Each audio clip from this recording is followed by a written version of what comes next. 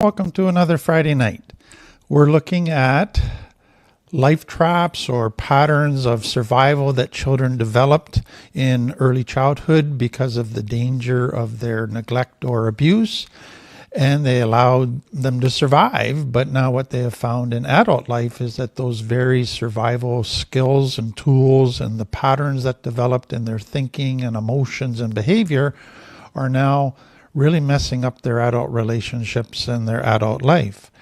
And so they go to change them, or they want to change them, but there's something in them that keeps drawing them back to repeat them, and they find that they're prisons.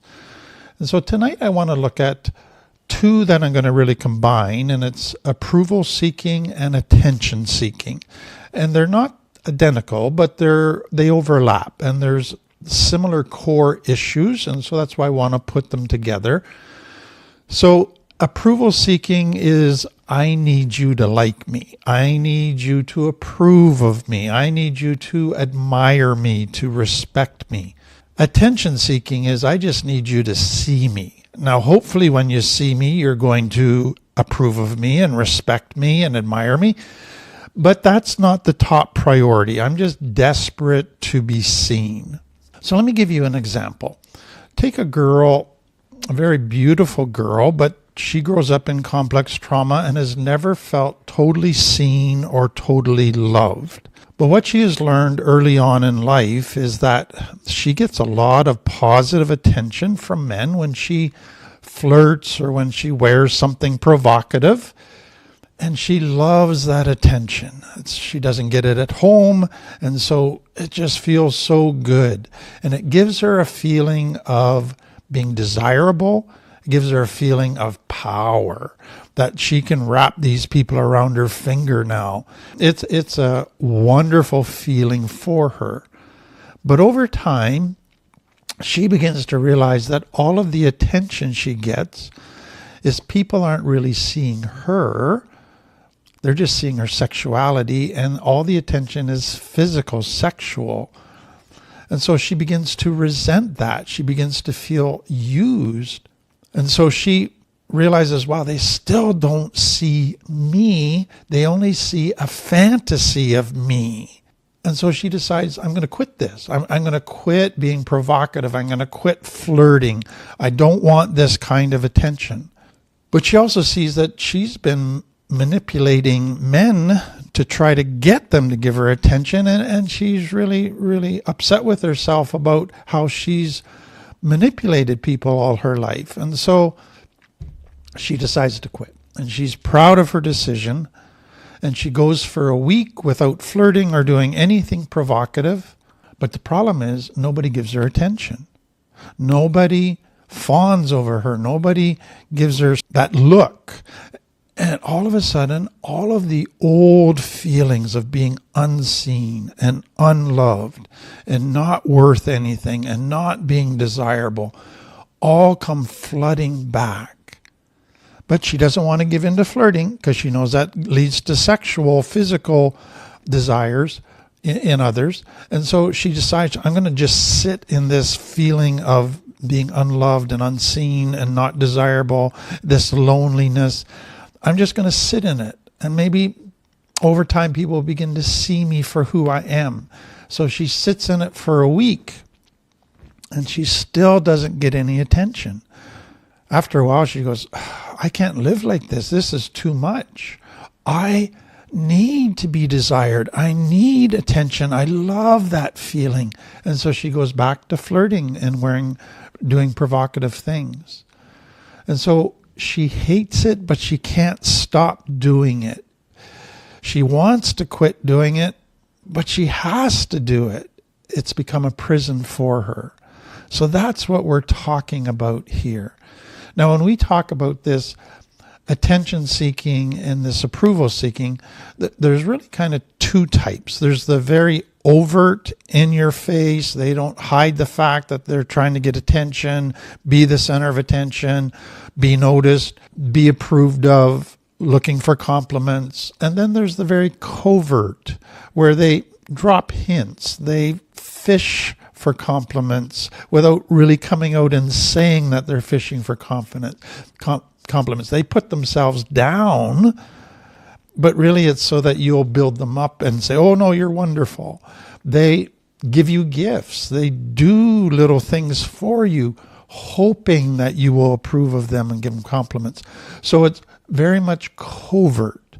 So some people go to that very overt, others are very covert. Then what you will notice is it can work itself out in different ways. And some can have a variety of these ways. Some can only kind of major on one of these ways.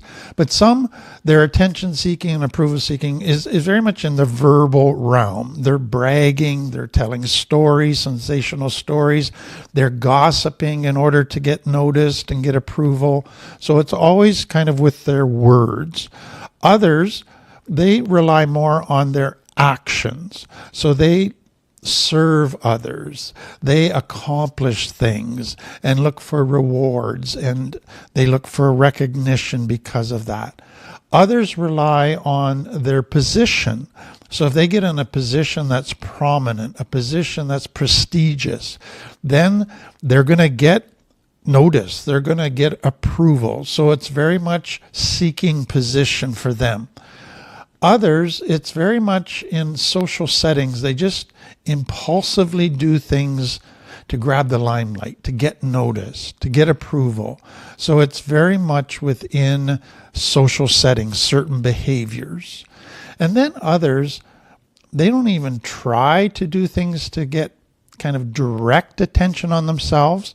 They just try to become friends with somebody who gets lots of attention and approval, and then just kind of be in their shadow and hope that, like the moon, the glory of the sun will shine on them and people will notice them because they're connected to this superstar. So those are different avenues that people have for gaining attention and approval. So what's important to understand is the common factor in both of these life traps is that one's identity, sense of self-esteem, is dependent primarily on the reactions of others, not on one's own sense of inherent value. So I need others to approve of me in order to feel good about myself. I don't have that feeling good about myself inherently within me.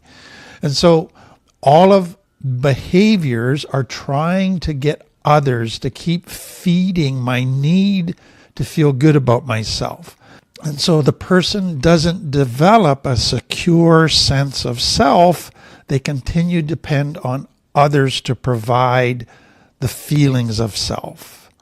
So it often then includes this overemphasis on status, appearance, social acceptance, money, achievement, any kind of thing that will gain them approval, gain them attention. So somebody has said this: these children tend to do well in school and be well behaved because they're seeking approval. They also tend to be accepted into social groups easily, as they are either helpful and accommodating or impressive and high achieving. As such, and this is the key point, having the approval-seeking, recognition-seeking schema or life trap as a child often goes unnoticed. It often is seen as a positive quality. It is often seen as a good thing. Instead, it is usually within late adolescence and adulthood that the individual will start feeling the strain of continually acting in a way to gain approval or recognition instead of behaving authentically. In other words, people don't see this life trap as a problem until later in life. And then they start to realize there's just a constant stress and anxiety that they're feeling, and that they never feel they can be their authentic selves. One of the things that happens with this is that people begin also to realize that all of the major decisions in their life start to feel somewhat unsatisfying because it hasn't been a decision based on what they want, who they are. It's always been, I wonder what others will approve of. I wonder what others will like. So it's almost like others are making the major decisions of your life for you, and you're not making them based on who you really are. And so you begin to really get tired of that and notice, I'm feeling very unfulfilled deep down. But then more than that, everything is dependent on, I need others to approve of me constantly. And if I'm not getting constant approval, you begin to feel rejection. And so rejection more and more begins to be something you struggle with, feelings of rejection, when really it's because you didn't get the approval you're wanting that day. And so you seek more and more for approval, but then what you find is people get onto you and they get tired of you constantly seeking attention or approval. And so now the actual opposite begins to happen. People don't give you attention or approval because that's all you want. And so they start sending boundaries with you. And so all of a sudden, people are getting tired of you. And the very thing you're craving, you're getting less and less because people refuse to get it. Somebody has said this: you may experience an excessive compulsion or need to receive approval from others that can influence your decisions on what you pursue and how you interact with people. Importantly, when this approval is given, it can make your day seem fantastic. You just are on top of the world. Whereas, if it is slightly withdrawn, people don't give you much approval that day, things can come crashing down around you emotionally. So you're now on an emotional roller coaster based on whether people are giving you lots of approval or not. This can leave our sense of self-esteem on very wobbly legs and highly dependent on the opinions and agendas of other people. When activated, this life trap may understandably trigger our moods to swing depending on what others say about us, or try to build high achievement in areas that are important to us in an attempt to gain approval. As a result, we may experience frustrations and anxiety or a sense of being inauthentic to our true selves. We may also become highly sensitive to any form of criticism or rejection. It can result in confused identities or feelings of emptiness. This schema is particularly problematic as approval is dependent from many factors beyond our control, yet it dictates how we feel about ourselves. The true need behind this schema is to feel confident in our core sense of self and worthy or lovable as who we are, independent from the opinion of others. And we'll get to that. So let's go to our test. So answer 1 if it's completely untrue of you, 2 if it's mostly untrue of you, 3 if it's slightly more true than untrue, 4 if it's moderately true, 5 if it's mostly true, and 6 if it describes you perfectly. And if you have a 5 or 6 answer to any of the questions, then this could be a life trap that is significant for you. So question 1, I worry a lot about what people think of me. 2, many of my decisions have been based on what other people will think. 3, in social situations, I get anxious that people are judging me or don't like me. 4, I tend to change how I act and talk depending on who I am with.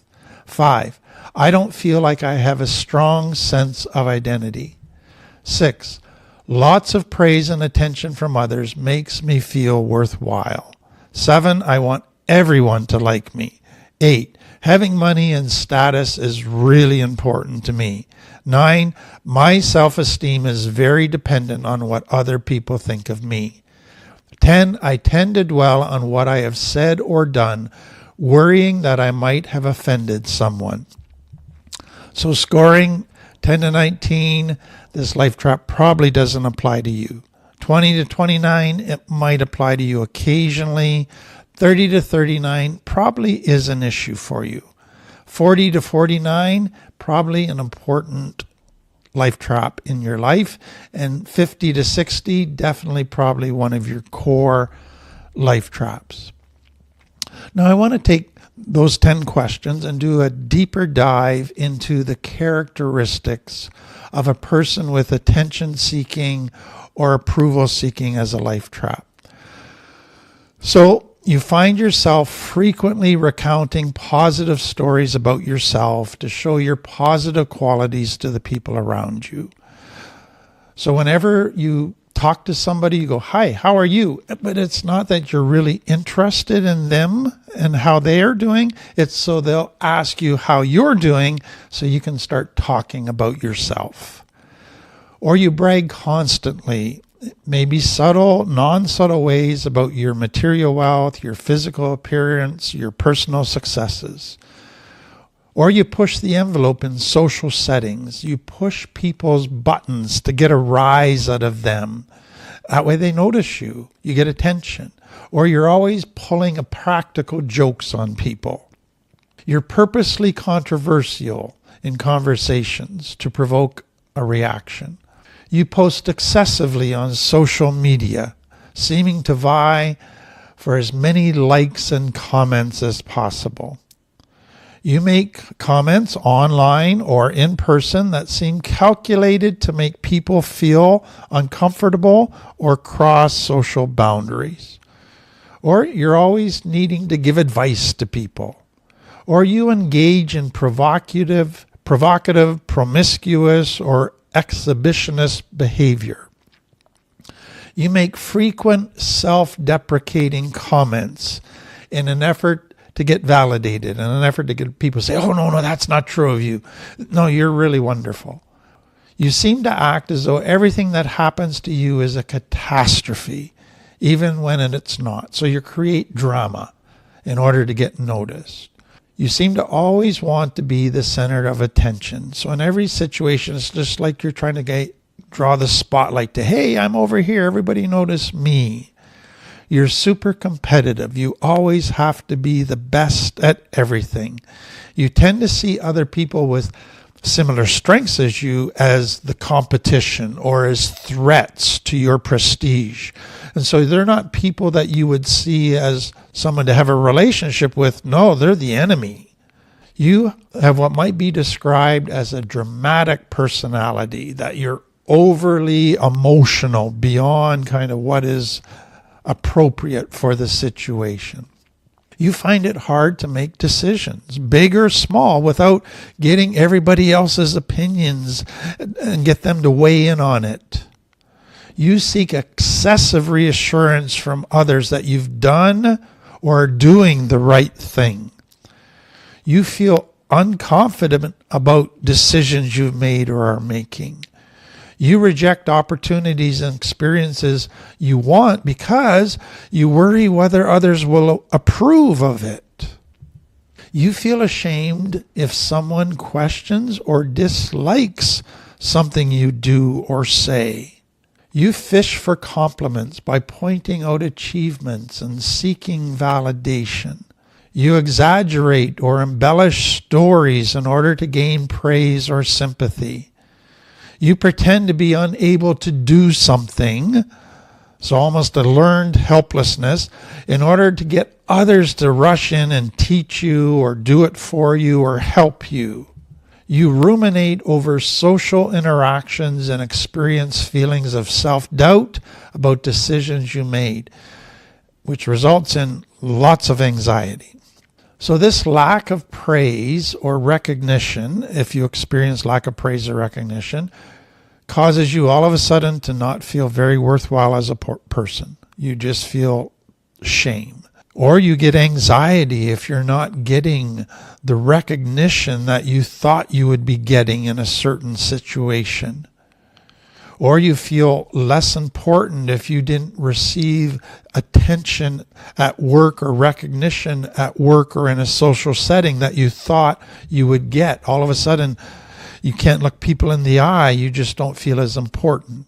You experience rapid changes in your emotions from very positive to very negative, dependent on what people are saying about you.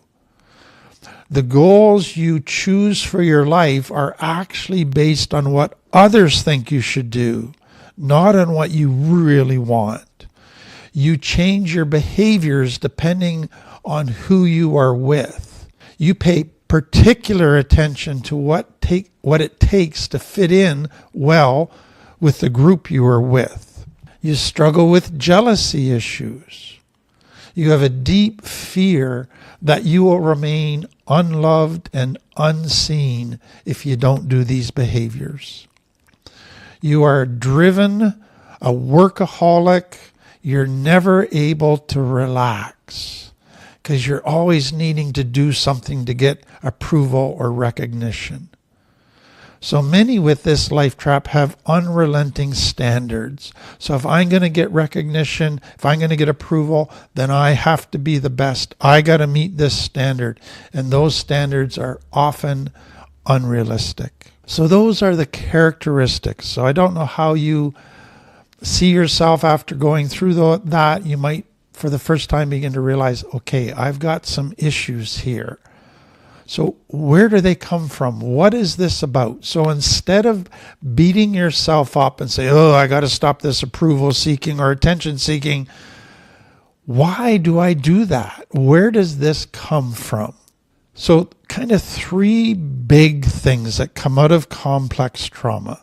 So number one, it's parents that weren't attuned to the child's emotional needs. And so your emotional needs were not seen and therefore met. So secondly, that's another way of saying you experienced some type of neglect. You did not receive the attention you should have from your parents. And it could be they were workaholics. It could be they were narcissists. It could be they were very insecure driven. Or it could be, not that they did it intentionally, but you were in a very large family, or they had their own family business and it demanded all of their time, or they had chronic health problems or mental health problems, and they just weren't able to be there for you.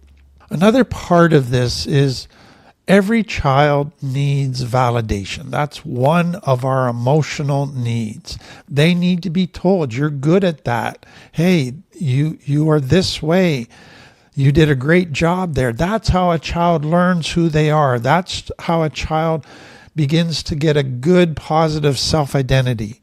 But some parents grew up in an era where they were told that if you validated your children, they would get a big head. They would become proud. They would get a big ego.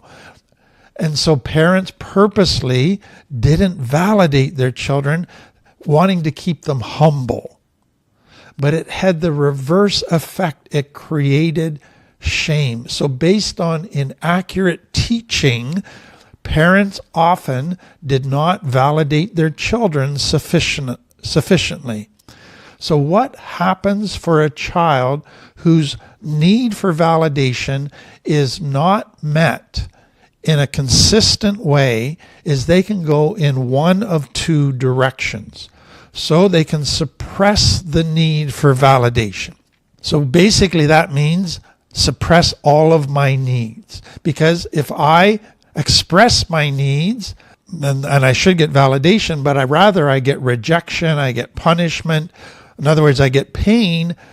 Therefore, let's become invisible.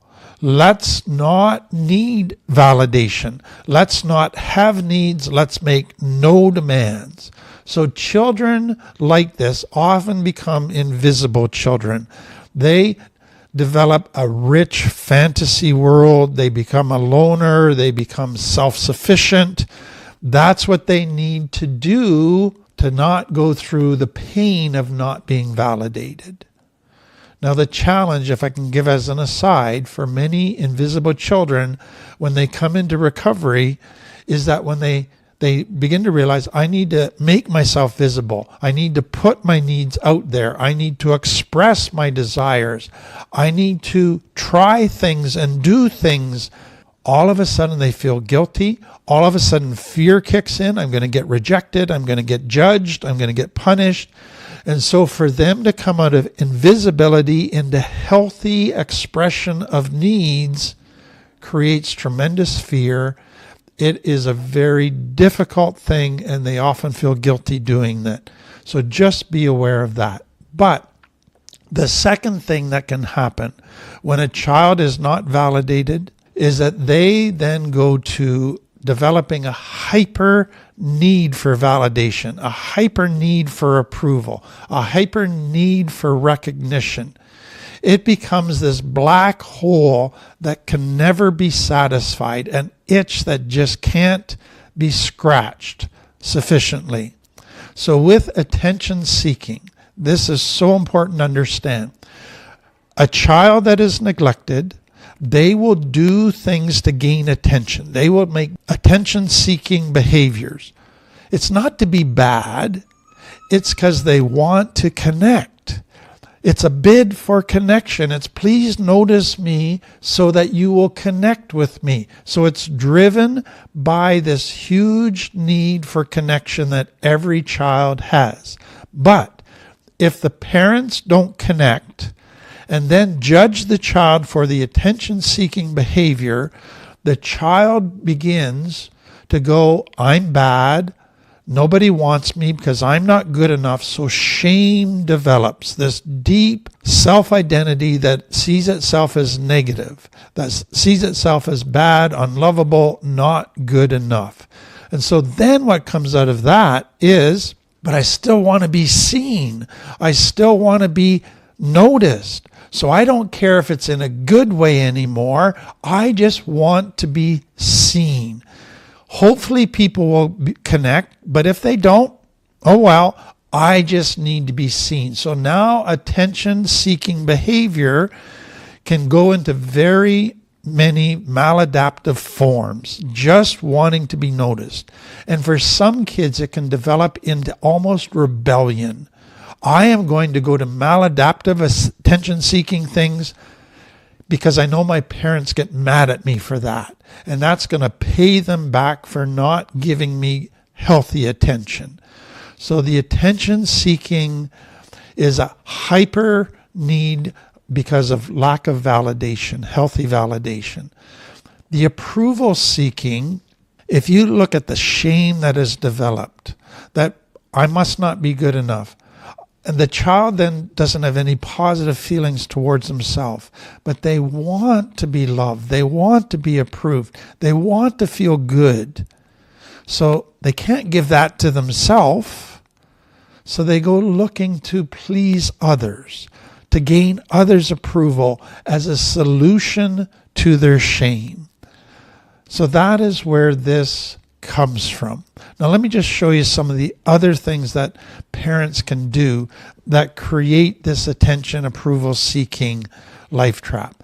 So many parents will place, kind of in a shame type of culture, they place tons of importance on what other people think of them.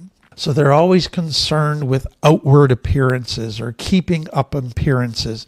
So you got to act a certain way, dress a certain way, talk a certain way, have certain manners, do certain things in public in order to gain the approval of others. It's all about being approved by others. So a child growing up in that, when they want to dress the way that suits them, that's comfortable to them, when they want to engage in certain hobbies or sports or activities, the parents are going, but is that going to be approved by the culture or the people I know in my culture? If not, no, you can't wear that. No, you can't have that activity. So the child's life is not guided by their abilities, their drives, their desires. It's guided by keeping up appearances, getting the approval of the culture. And so that then is a parent who can have this life trap themselves, that their life is all based on gaining approval. So their life is all about image. It's all about status. It's all about success. It's all about material possessions. It's all about money. It's all about externals. That is the guiding factor in their parents' life, and the child then is brought into that world and tried to get squeezed into that mold. Another thing that can happen is that children grow up where parents only validate them when they do what the parents want, when they please the parents. And so if their parents are narcissist, if their parents all about image and externals, they're going to get validation for being pretty. They're going to get validation for being the smartest kid in the class, the best athlete. They're not going to get validated for what really matters in life. They're only going to get validated for what fits the parents' value system, what the parents deem as the marks of success. Other children, if they grew up with abuse, if they grew up with bullying, if they grew up with abandonment issues, they're going to get shame through those avenues. And so then what happens with shame? I need others to approve me. I need others to see me. And so mainly neglect can bring it. But abuse and abandonment can also bring this about because it produces the same shame issue. Another thing that can happen for many children is they might have got a little bits of validation, but the predominant thing they got from their parents was criticism, judgment. They were always finding fault with everything they did. Nothing they did was ever good enough. And so the child was just driven to try to get approval, to be desperate for approval. Another one is if you had a parent who was a narcissist. They were living this life trap out in their own life. And so that was your role model. That was your normal. And that's what you grew up with and you developed. Another common thing that happens within complex trauma is children begin to realize they're kind of viewed as a perfect doll. And so they're pretty, they're well behaved, they're pleasing. They're kind of like a pretty doll on a shelf that everybody just admires. Everybody just sees them a certain way. They see them based on their physical behaviors and their physical appearance. Nobody actually sees the real them for who they really are. They only see the externals and then assume that this is who they are, but that's actually, they see them through a fantasy lens of who they want them to be. And so many children kind of get put in that perfect doll role. You got to look a certain way, act a certain way, and be this way because then we will admire you. Then we will, and they act like they see you all the time because they give you so much attention, but they don't really see you. They see you through a fantasy lens, who they want you to be.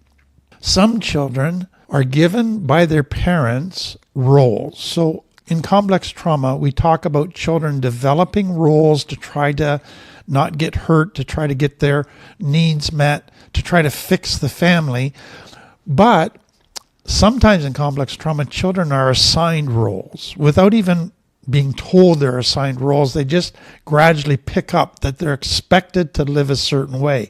So some are expected to be the hero, but some children are assigned the role or expected to be invisible.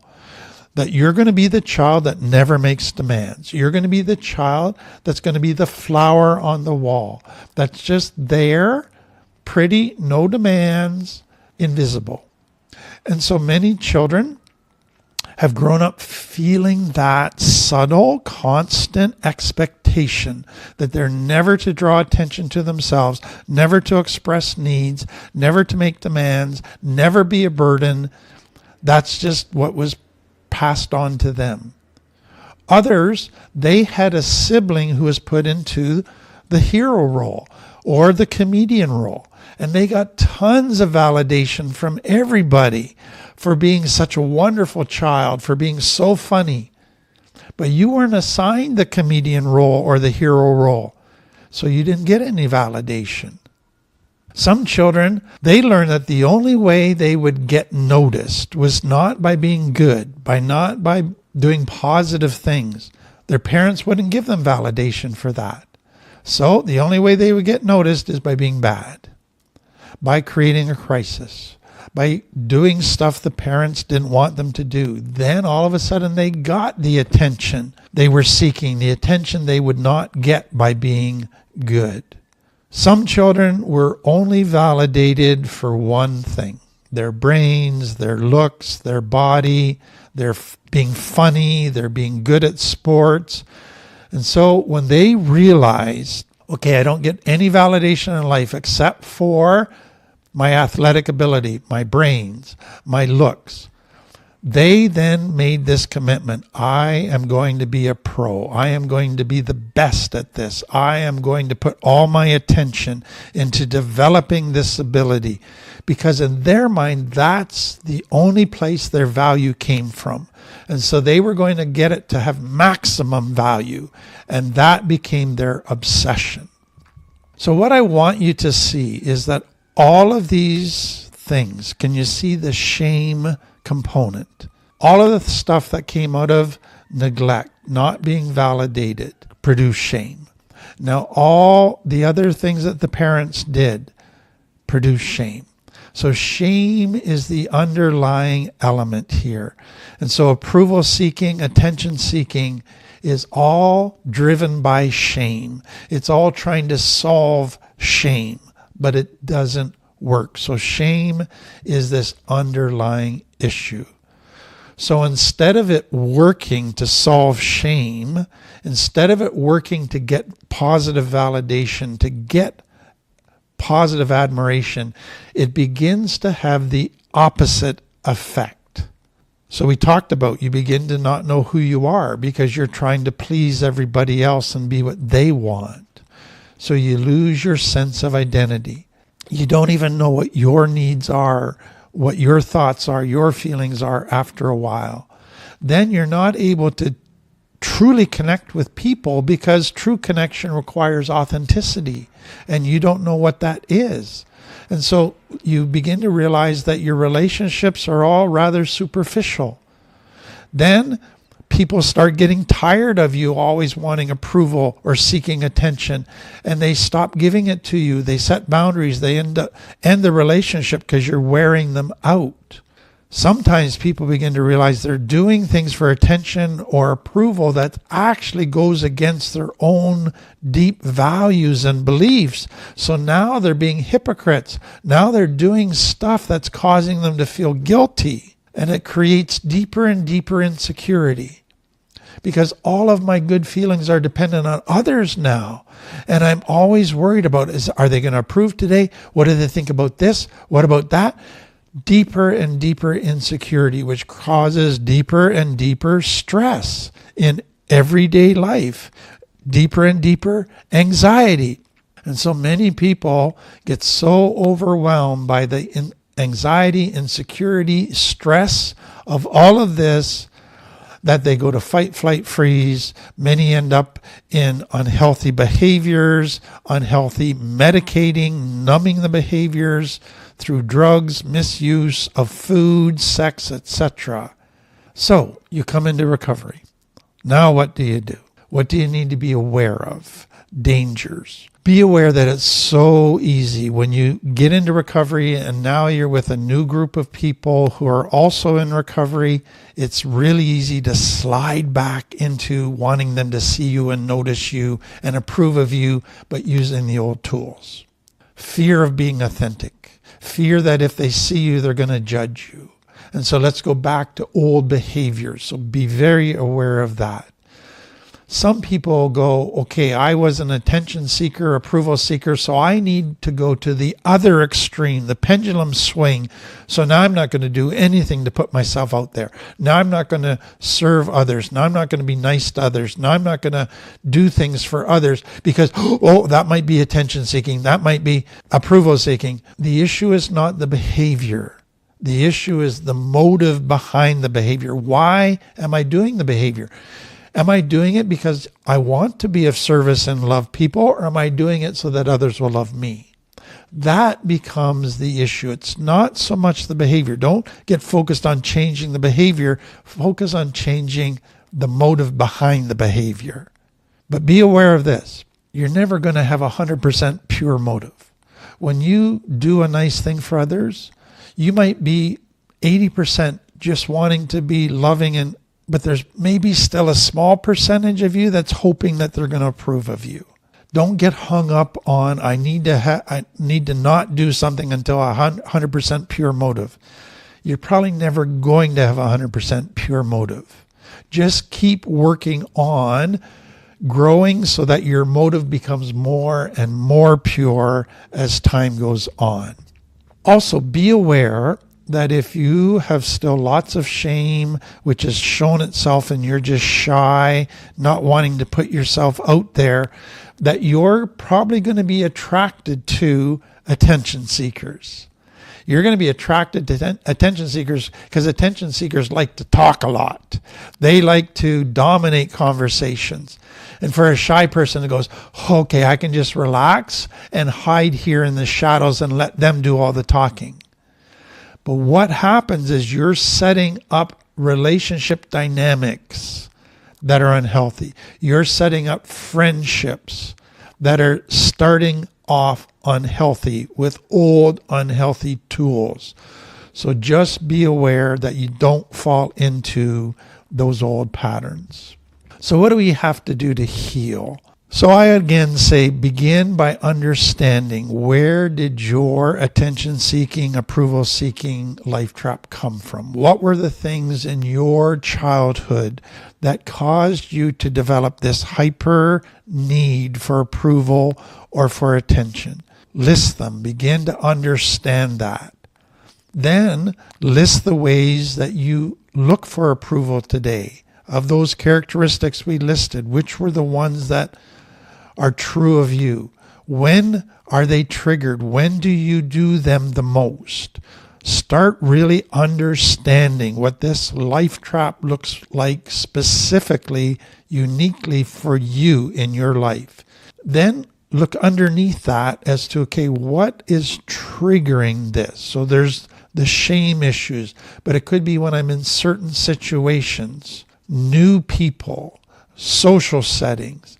Whatever it is, begin to explore what are the underlying things that trigger me to all of a sudden want to act in ways to gain approval or attention. And then bottom line, I hope you again see that you got to heal the shame. If you don't heal the shame, this life trap never goes away. You can modify it in different ways, but it's still going to keep showing up. So heal the shame. And part of healing the shame is coming to accept yourself for who you are. I don't need other people's validation to be okay with me. I accept me. I'm okay. And then you learn to validate yourself. You learn to say, yes, this is my desire. This is my personality. I'm okay with this. This is my talents. I like my talents. I'm good at this. You learn to validate yourself. I don't need everybody to be my sources of validation, though I'm still going to have some healthy people validate me. I'm going to learn to meet this need for myself. I'm going to parent myself and learn to validate myself. That's not pride. That's not having a big ego. No, that's humility, seeing myself accurately. Meeting this need of validation in a healthy way for myself is so significant. So realize with that, what you're doing is retraining your validation need, because you were made to feel that lack of validation is humility. Lack of validation is virtue. Lack of validation is healthy, but it's not. It leads to shame. How can that be healthy? But to retrain that to healthy validation, it's going to make you feel guilty. It's going to make you feel that you're being proud. But you have to learn to get through that transition until the healthy begins to feel normal and you don't feel guilty for it. So learn to do that. Don't go from excessive validation, pendulum swing to I shouldn't need any validation. No, everybody needs validation. You just have to figure out what that looks like for you. Retrain yourself as to when do I slide into unhealthy validation? What is healthy validation? Begin to understand that. And that's going to take some time, but it is so important. Then, if you're in a social setting with other people and all of a sudden you feel the impulse to do something to get attention, to get approval, stop yourself. Don't give into it. Don't feed it. But then explore, okay, what's going on here? What's caused me to all of a sudden want to do those old behaviors? That can be a really important learning thing. And then I think it's so important to have a healthy surrogate mentor parent in your life who can give you healthy validation, let you know when you're giving yourself healthy validation, when it's unhealthy, when you're sliding into old behaviors of seeking unhealthy attention, seeking unhealthy approval, that can just be that parent for you to help you sort through healthy from unhealthy validation. So this is a process. It's going to take time. You're not going to get it perfectly overnight. Be patient with yourself. Don't be judging yourself or criticizing yourself if you fall into some old behaviors occasionally. Learn from them each time and keep gradually working on this. But bottom line, heal the shame. Learn to be able to give yourself that healthy validation. Well, that's the end of another Friday night. Hope that was